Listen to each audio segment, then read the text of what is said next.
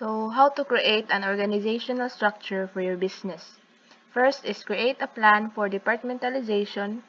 Organize the department's roles and position within your business.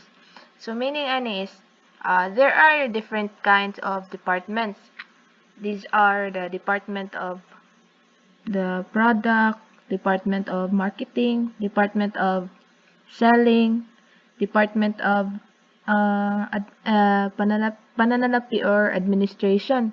So, need gini siyang i-organize so that mas nagani idea ang imong mga employees kung unsa ang ilahang angay buhaton or unsa ang buhaton sa ilahang buhaton within that position nga ilahang nga na-assign sa ilaha. Second is develop a chain of command. Meaning ani is ang chain of command is a process of paghatag ani of authority or responsibility from the highest to the lowest.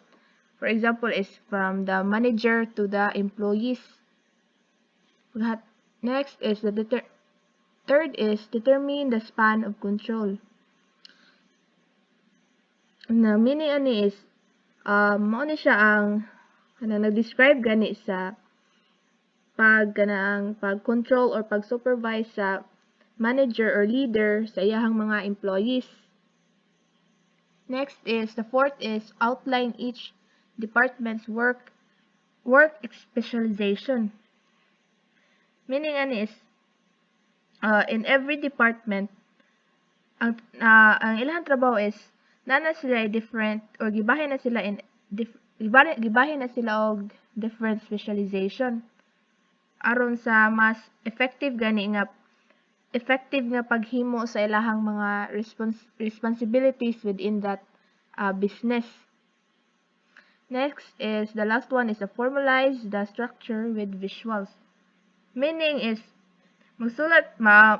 magbuhat gani ka og formal nga structure or representation like kanang organizational chart. Kanang organizational chart is usa na siya ka visual representations like hierarchy sa or interconnection sa mga departments o employees sa usa ka organization or usa ka business.